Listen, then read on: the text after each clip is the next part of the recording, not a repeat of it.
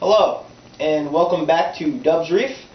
Sorry for the delay of videos. I haven't really had a chance to make any lately, but I am going to show you today how to make a small propagation tank for softies such as mushrooms, zoes, zania, any kind of small species that you can tame in a smaller tank and grow them bigger and either sell them or use them for frags.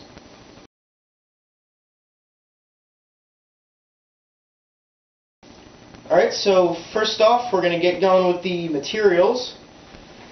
You're going to need a small tube of super glue. You could use the super glue gel or the regular super glue. The gel does work better because it's I guess it holds better. I don't know, it's easier to work with, I should say. You're going to need a small piece of egg crate, also known as a light diffuser. Most hardware stores carry them. They get them in you can get them in real big sheets, but you only need a small piece for this, because this being such a small tank. A small piece of PVC just to hold the egg crate up. I'll show you how that works. A pair of scissors. Light for your tank.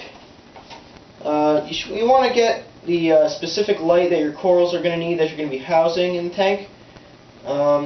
This light is just pretty much I believe it's like a 36 watt. I think one's an actinic and one's a 10K. You know, it's good for any kind of softies or anything like that, and this should work fine in this tank.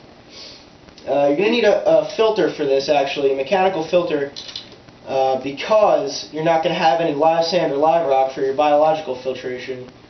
So you want to keep the water moving. There are power heads out there that are small enough for this tank, but it's so much easier just to go with a small biological filter. I mean a mechanical filter, sorry. So this one is a Red Sea nano filter. I believe I got this at Petco a while back. It was only like, I'm going to say like 12 bucks or something like that. Your local fish stores probably carry them. I mean, you could ask your local fish store. I'm sure they got them, or they can get them for you. And of course you're going to need a tank. This is just a little leftover 2.5 gallon that I had. This is a very small propagation tank, but I mean it's good for any kind of real small softies if you only have a couple of them.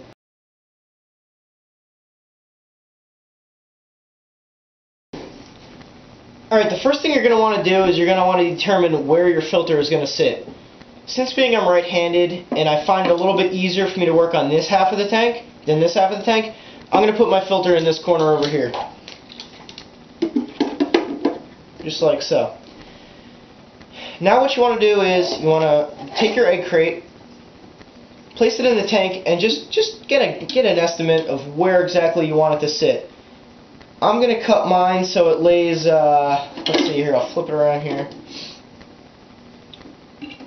So it lays, let's say 3 blocks in, and 3 blocks from the back, and you could really just estimate depending on how many corals you're going to keep and how high it's going to be for what type of corals you're going to keep.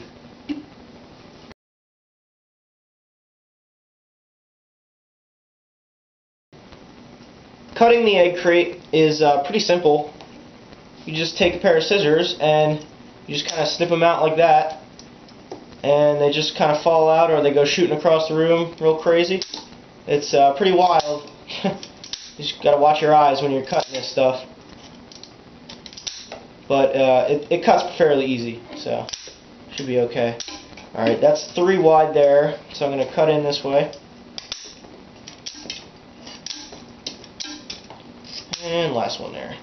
So this is the piece that I'll be using for the inside here. So it'll sit here just like that, so I can line up my coral frags on top.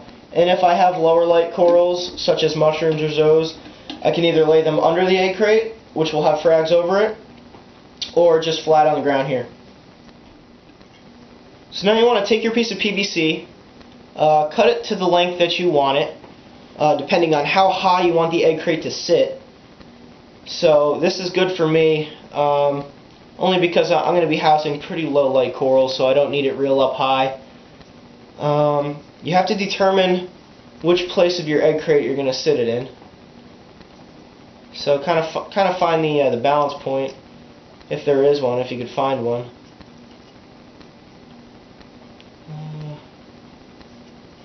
Let's see, right about there, I guess, would be good for me. Oh, another tip that I forgot to mention here is what I did with this piece of PVC. I put little slots in it with my sander so it would fit nicer into the egg crate. I don't know if you could see that through the camera, but I squared it up a little bit. I believe this is this looks like 1/4" PVC. You could use whatever you want, really. You can cut this egg crate here to make it fit better if you wanted. It's mainly up to you. You can do it however you really want, but I'm just showing you my little way of doing it. So, I'm going to slide it in there like so,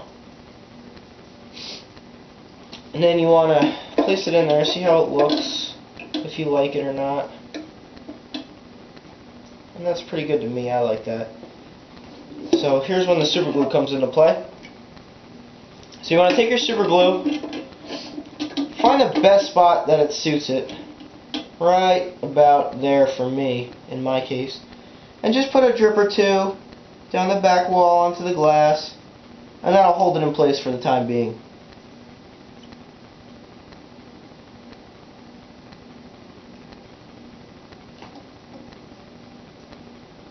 And just hold it steady until it dries.